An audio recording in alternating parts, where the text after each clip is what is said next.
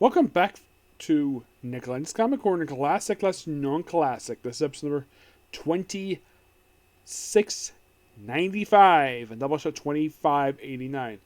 I got two trades with name Immortal in it and plus featuring stuff started by Stan Lee and Jack Kerouac in the 60s. Now, this one started a year after the other one did. Well, first we have is Immortal X-Men Volume 3. Which collects Immortal X-Men 1113 plus Before the Fall Sinister 4. Like normal, 3 one-shot issues, all written by Kieron Gillen. That writes everything in here. The main issues themselves of Immortal X-Men by Lucas Wernick. Paco Medina's the artwork for Before the Fall. The cover art for that one is done by Mark. For the one-shot is Lucas Wernick, who's the artist of this main book. And Mark Brooks does the cover art here. Now, mostly put here, we kind of get a recap of the end of Sinister, where Xavier, Emma Frost, Hope, and Exodus are basically dumped. Yes, dumped into the pit. And supposedly killed. This happened in this Sinister. I will discuss this in the future.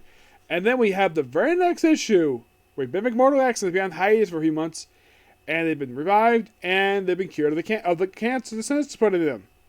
Now, I get Emma Frost, and I get maybe Xavier and Hope Summers, but one person made no sense.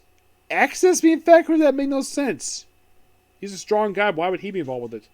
So, mostly put, this is just an aftermath of the whole issue, and that's most of what exactly issue 13 serves as. This is the big moment where we have Destiny here, and of course, Storm is filling in for Nightcrawler. And Colossus is there too, and of course, well, you have Hope fighting with Exodus. We have one of the Sinister clones fighting Mystique. And then, of course, Destiny gets a vision that Mystique is going to kill her, which we'll get to that. So, and of course, Storm leaves. And the issue ends with on me. Yeah. Oh, yeah, and by the way, this show is called The Idiot. Now, the way I do not like how Kieron Gillen writes Colossus in here. Apparently, despite the fact he's known Storm since the 1970s, he apparently has no trust in her at all. And the fact that he also points that Kitty probably would spend more time with Emma Frost than spend time with him. And Selene has joined, well, the Quiet Council. Yes, Selene.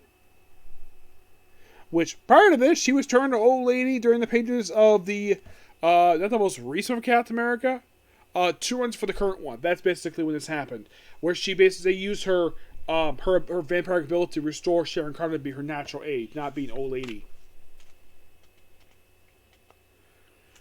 Yeah.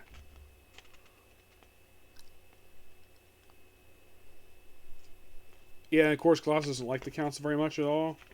Yep.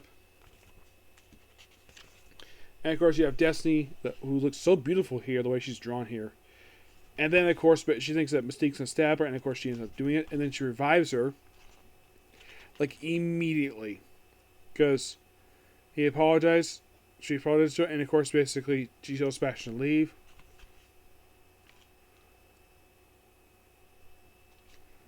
And of course, well, Colossus is being manipulated. Then we have the Loan Cards Club from Before the Fall, where it's mostly put all about Sinister. That's the whole thing with this issue here.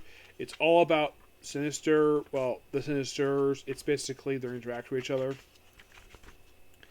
That's kind of what this issue is. It's all Mr. Sinister.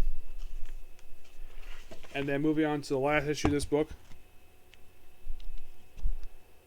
publishing here, where it's all focused on Doug Ramsey, who's the speaker for Krakoa. Yep.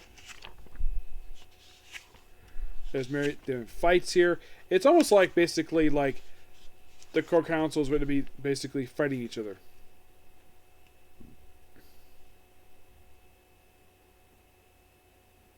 So basically, that's the end of the Hellfire. That the Quiet Council is dissolved with the issue, and it remains dissolved for the rest of the series.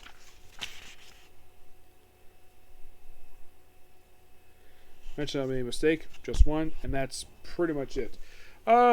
Pretty good stuff here. We're slowly wrapping up this series, and with next line, which I did see at Coliseum Comics when I was there, but I didn't get my hands on it, because if I did, I would have paid almost $100 for like 5 or 6 trades. Yeah. And I'm like, nope, not doing that. So, next up we have is, by the way, I give the book a 9 out. Next we have is Immortal Thor, Volume 1, written by Al Ewing. This is All Weather Turns to Storm.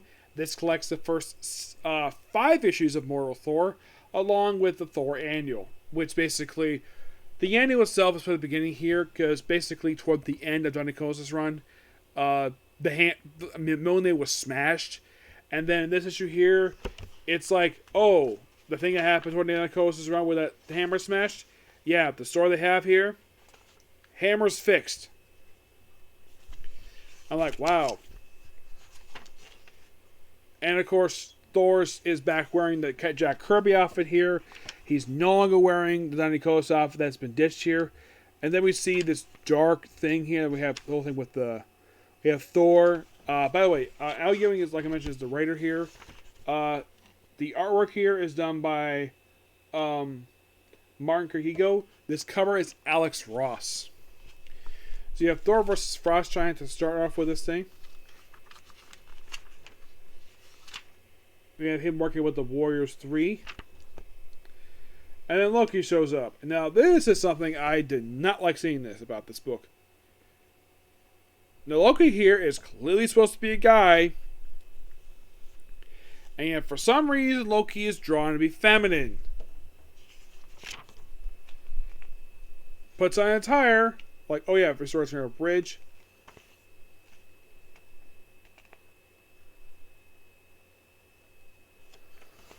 Yep, of course, Thor has some fun. Go to Midgard. And apparently, there's a bolt lightning. It's not Thor. Smashes the Statue of Liberty. And then we have this giant being show up. He is known as the Utgard Thor. Thoros. The Utgard Thor. Yeah, there's even a version of Loki for Thor's. Hear me, and of course he ends up fighting him. And then we see the Utgard Loki, who looks like a version of Groot.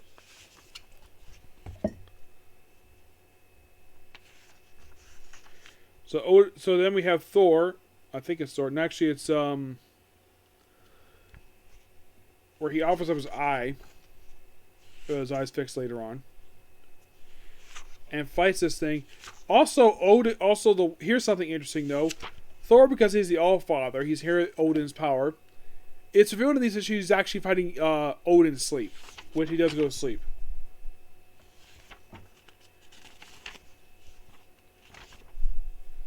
And then we here have Loki in this outfit. You think of this tire as like, has Loki turned to a woman? No, that's how the artist draws him. With the big, poofy lips like it's a woman. Even though this is the male Loki. Not the female Loki, this is the male Loki. Now, I do like how Thor's drawn. Everyone else here is fine. It's like the same thing with Star Fox over in Judgment Day. Where, for some reason, he's drawn to be very, very feminine. And I'm like, does Jim Starlin not care the fact that his character is drawn like he's almost looks like he's a woman? And Loki is kind of the same way too. For some reason, in this book he's drawn to look like a woman. I do not know why, but that's kind of how it is here. And Thor picks up his old hammer again, first time since Jason Aaron bringing it back, and then he meets up with the Goddess of Thunder, aka, well, Storm. Because they remember that, because it seems like half the time Raiders of Thor forget the fact that she is in fact the Goddess of Thunder. Also, here's Beta Ray Bill back. And look at the scene here. Oh look, it's two women arguing with each other. Even though that this is a guy. Even though you look at the thing, it looks like a woman. Yes. And of course, Storm basically once again becomes the Goddess of Thunder. Which is something that some writers half the time forget she can do this.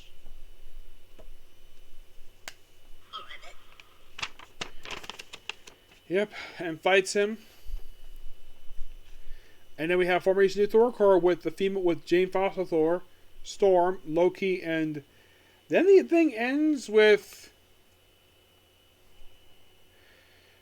what looks like to be the Minotaur, who he's a skull now. Yeah, very weird ending. Make mine Marvel. I think I was at issue 4. Then 5 is all about this wheel.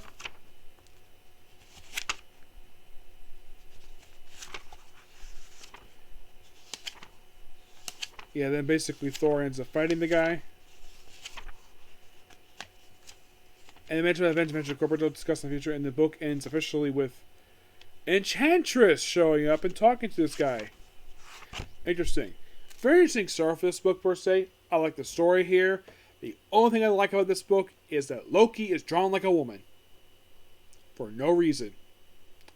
In my opinion, drawing Loki like a woman, despite the fact this is clearly supposed to be the male Loki, and this is my honest opinion about it, it shows a lot of disrespect to Jack Kirby. Now, am I going to blame Al Ewing for this? No, I am not blaming Al Ewing for this. This is probably not his idea to do this. This is the artist. Either it's him or his editor telling him to draw Loki like a woman. It's second cosmic character drawn like a woman for no reason. Yep. So yeah, that's a particular view. Oh, by the way, I give the book a 9 out of 10. I would give it 9.5, at least a 10, but the whole thing with Loki, that basically really took me off of this book. Okay, so that's pretty much a particular view. There might be time more later for another videos, who knows? Please be sure to like, comment, subscribe, turn notifications, and do not hit a dislike button. Next video. Bye.